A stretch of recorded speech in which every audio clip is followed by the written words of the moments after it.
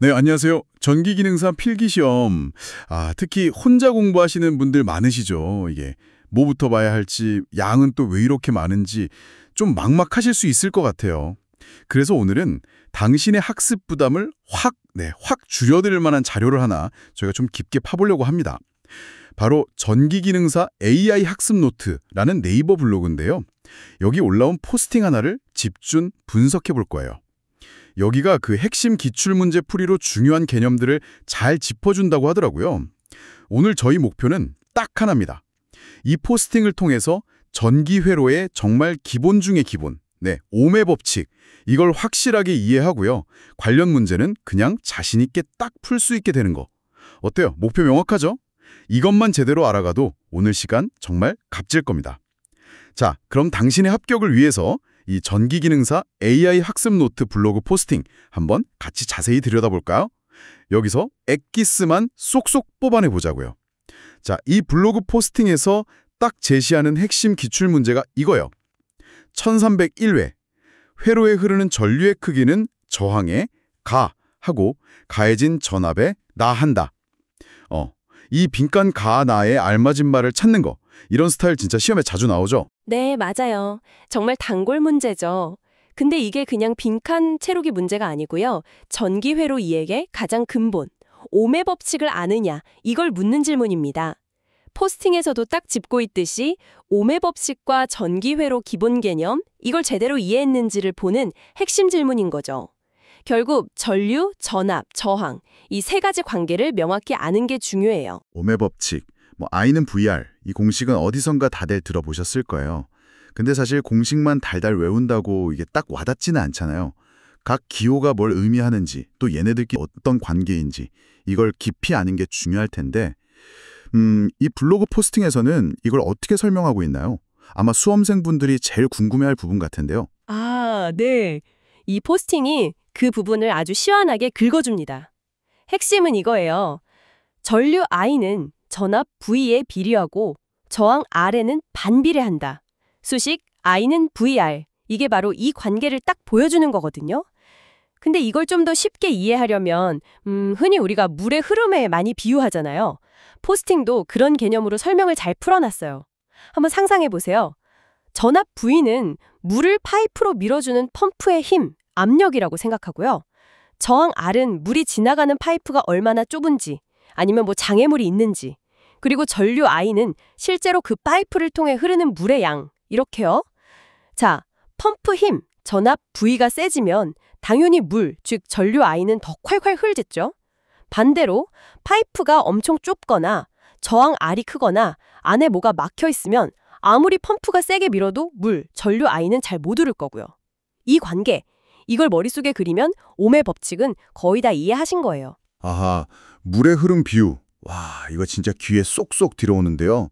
압력, 그러니까 전압이 셀수록 물, 즉 전류가 많이 흐르고 관이 좁거나 뭔가 방해하는 저항이 클수록 물, 전류는 적게 흐른다. I는 VR 공식이랑 지금 말씀하신 비유가 정확히 딱 들어맞네요. 네네. 그럼 이 이해를 가지고 아까 그 기출 문제, 거기에 한번 적용해 볼까요? 블로그 포스팅에서 문제 해결 과정을 좀 더 자세히 설명했을 것 같은데요. 네, 맞습니다. 포스팅 보면 아주 단계적으로, 논리적으로 풀이 과정을 제시하고 있어요. 이런 식으로 접근하는 연습을 해두면 실제 시험에서 시간도 아끼고 실수도 줄일 수 있죠. 자, 첫 번째 단계. 전류와 저항의 관계를 먼저 보는 겁니다. 포스팅에서는 명확하게 말해요. 회로에 흐르는 전류의 크기는 저항에 반비례한다. 반비례라는 건 아시겠지만 하나가 커지면 다른 건 작아지는 관계잖아요. 그러니까 회로에서 전류 흐름을 방해하는 게 저항인데 이 저항값이 커지면 전류 I는 흐르기 힘들어지니까 당연히 그 크기는 작아지는 거죠. 마치 좁은 길에서는 차들이 속도를 못 내는 것처럼요. 반대로 저항이 작아지면 전류 I는 더 싱싱 흐를 수 있으니까 크기가 커지고요. 그래서 문제의 가 빈칸에는 반비례가 딱 들어가야 하는 겁니다. 저항이 커지면 전류는 작아진다. 반비례 관계. 확실히 이해했습니다. 그 물 비유로 다시 생각해도 파이프가 좁아지면, 즉 저항이 커지면 물의 흐름, 전류가 줄어드는 거니까요. 네. 그럼 두 번째 단계, 전압과의 관계는요. 그건 어떻게 설명되어 있나요? 두 번째 단계는 전류와 전압의 관계죠. 포스팅에서는 회로에 흐르는 전류의 크기는 가해진 전압에 비례한다 이렇게 설명합니다.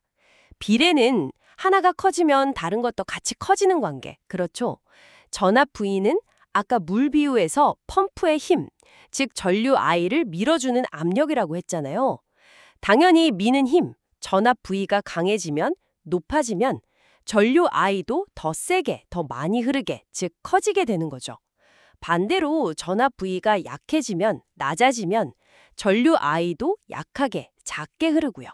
그러니까 문제의 다 빈큰에는 비례가 들어가야 맞습니다. 그렇군요. 아, 정리가 되네요.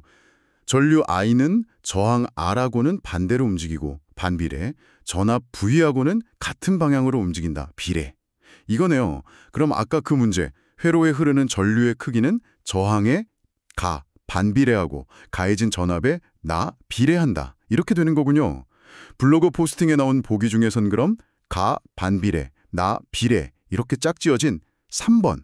이게 정답이 맞네요. 네, 정확하게 파악하셨습니다. 이 블로그 포스팅이 좋은 게 바로 그거예요. 오음의 법칙이라는 어떻게 보면 좀 추상적일 수 있는 개념이잖아요. 이걸 실제 기출 문제랑 딱 연결시켜서 아, 이렇게 적용되는구나 하고 명확하게 보여준다는 거죠. 특히 저항이 증가하면 전류는 감소한다. 전압이 증가하면 전류도 증가한다. 이런 식으로 직관적으로 풀어 쓴 설명은요. 개념이 아직 좀 헷갈리는 수험생들한테는 그 관계를 확실하게 잡는 데 아주 효과적이에요. 그냥 I = VR 공식만 기계적으로 외우는 거랑은 정말 차원이 다르죠. 깊이 있는 학습을 딱 유도하는 거예요. 맞아요. 공식만 외우면 진짜 금방 까먹거나 조금만 문제 바꿔내면 바로 막히잖아요. 근데 이렇게 전류, 전압, 저항 이 세 가지가 서로 어떻게 영향을 주고받는지 그 관계 자체를 이해하고 나니까 훨씬 뭔가 지식이 단단해지는 느낌이에요. 이 포스팅은 핵심만 딱딱 짚어주면서도 비유나 단계별 설명으로 이해를 도와주니까 혼자 공부하시는 분들한테는 정말 큰 힘이 될 것 같습니다. 아, 진짜 복잡한 회로 이론 넘어가기 전에 이런 기본기를 다지는 게 얼마나 중요한지 새삼 느껴지네요. 바로 그겁니다. 오음의 법칙은 전기, 전자 이쪽 분야에서는 거의 모든 이론, 모든 계산의 그냥 기초예요, 기초. 우리가 건물 지을 때 기초공사가 제일 중요하잖아요. 전기 이론에서는 이 오음의 법칙에 대한 확실한 이해가 바로 그 기초공사라고 보시면 돼요. 이 관계만 머릿속에 명확하게 있으면 나중에 뭐 직렬이니 병렬이니 전력계산이니 심지어 교류회로 같은 더 복잡한 개념들을 만나도 이 기본 원리로 돌아가서 생각하면 훨씬 접근하기가 쉬워지죠. 강력한 무기를 하나 얻는 셈이에요. 이 포스팅은 그 중요한 첫걸음을 떼는데 아주 훌륭한 안내자 역할을 해주고 있다고 볼 수 있습니다. 자, 오늘 전기기능사 AI 학습 노트 블로그 포스팅을 통해서 오음의 법칙, 정말 전기 분야에서는 빼놓을 수가 없는 이 핵심 개념을 함께 살펴봤습니다. 내용은 어찌 보면 단순했지만 그 중요성은 아무리 강조해도 지나치지 않죠. 오늘 분석한 내용 당신 머릿속에 확실하게 딱 새길 수 있도록 다시 한번 정리해 볼까요? 네. 오늘 우리가 집중적으로 파헤친 내용의 핵심, 그건 단연코 오음의 법칙, 그리고 그 관계식 I는 VR입니다. 하지만 이 수식 자체를 외우는 것보다 훨씬 중요한 건 뭐다? 바로 각 요소, 전류 I, 전압 V, 저항 R 사이의 상호 관계를 이해하는 거다, 이거죠. 꼭 기억해야 할 두 가지 핵심 관계, 다시 한번 짚어볼게요.